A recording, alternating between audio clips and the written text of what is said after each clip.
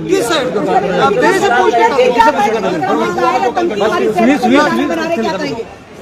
देखिए, सुनील लोगों से निकाल यार मोबाइल पीछे कर लो, संबंध बात में करूंगा।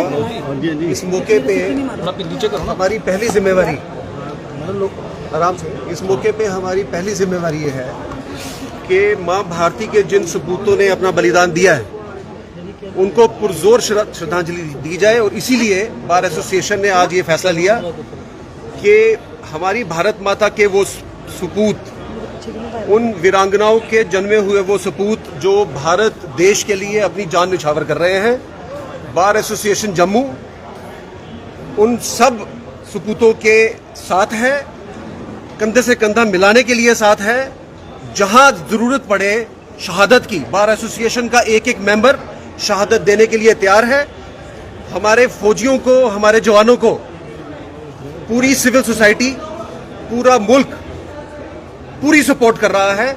और यही वजह है कि पाकिस्तान जैसे मुल्क जो दहशतगर्दी के स्पॉन्सर्स हैं, स्टेट स्पॉन्सर्स हैं, उनको जब ये पता है कि भारत के साथ आमने सामने की लड़ाई में उनका कोई वजूद नहीं, 2 मिनट नहीं टिक सकते हो हमारी फौज के आगे, तो उन्होंने ये प्रॉक्सी वार का जो सिस्टम स्टार्ट किया, जो इतने डिकेड से चल रहा है, वो ये समझ रहे हैं कि भारत के जवान किसी भी मौके पे उनको कमजोर नजर आएंगे। ये उनकी गलती है। भारत के जवान मुस्तैद हैं, हमारी फौज हमेशा तैयार है। पाकिस्तान प्रॉक्सी वार लड़ना चाहे, पाकिस्तान आमने सामने की लड़ाई करना चाहे, भारत जो है वो इस जद्दोजहद में, इस लड़ाई में पूरा इकट्ठा है।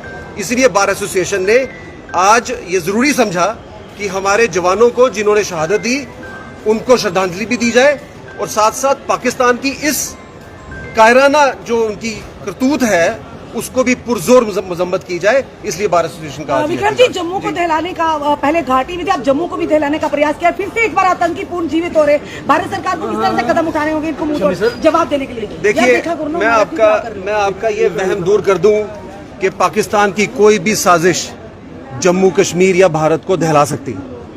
पाकिस्तान की प्रॉक्सी वार हम लड़ते आए हैं, आगे भी लड़ेंगे।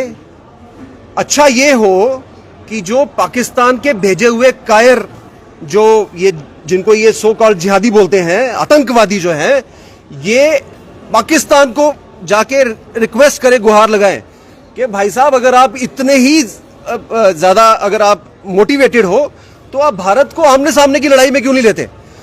लोग तो ये कहते हैं, हमारी हिस्ट्री कहती है कि हमने 4 जंगें जीत ली। मैं कहता हूं हमने 5 जंगें जीत ली। भारत ने इनको ओपन चैलेंज दिया था बालाकोट में, इनको घर जाके मारा, और पाकिस्तान की आर्मी की हिम्मत नहीं हुई रिटेलिएट करने की। अगर इनमें जरा भी दम हो, ये अगर मर्द के बच्चे हो, ये अगर वाकई में कोई एक स्टेट है जिसकी अपनी कोई वजूद है, कोई डिग्निटी है, तो ये उस वक्त रिएक्ट करते।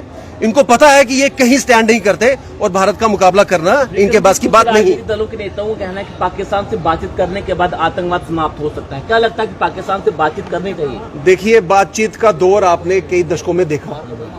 बातचीत एक सेकंड चैनल हो सकता है, बातचीत एक सेकंड चैनल हो सकता है, लेकिन उनसे क्या बातचीत करोगे जिन्होंने कितने दशक से हमारे यहां एक स्टेट स्पॉन्सर्ड टेररिज्म की दुकान खोल रखी है, और किसी बातचीत ने आज तक किसी मरहले पे मैंने नहीं देखा कि उन्होंने यहां पर कोई ऐसा इनिशिएटिव लिया हो जिससे ये टेररिज्म को थोड़ा सा भी उन्होंने थोड़ी देर के लिए भी सॉल्व किया हो। टेररिज्म एक कॉन्टिन्यूअस प्रोसेस है, इसकी इंटरनेशनल रेमिफिकेशंस हैं। ये पाकिस्तान की मर्जी या पाकिस्तान की नई मर्जी इस पे डिपेंड नहीं करेगा। ये डिपेंड करेगा कि भारत जो असल में भारत है वो सिर्फ पीओके को नहीं, वो आज पाकिस्तान के बॉर्डर को भी अपने साथ मिलाए एक्सट्रीम तक, और हिंदुस्तान का बॉर्डर अफगानिस्तान तक ले जाए। मैं तो यहां तक कहूंगा पाकिस्तान का नक्शा मिट जाना चाहिए इस ग्लोब से, तभी ये जो है ये टेररिज्म की जो मैंने से खत्म होगी।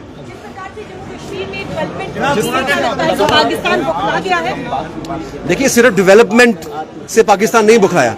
आपको पता होगा पार्लियामेंट की इलेक्शन 2.5-3 महीने की एक्सरसाइज कंप्लीटली पीसफुल गई, कोई इंसिडेंट नहीं हुआ।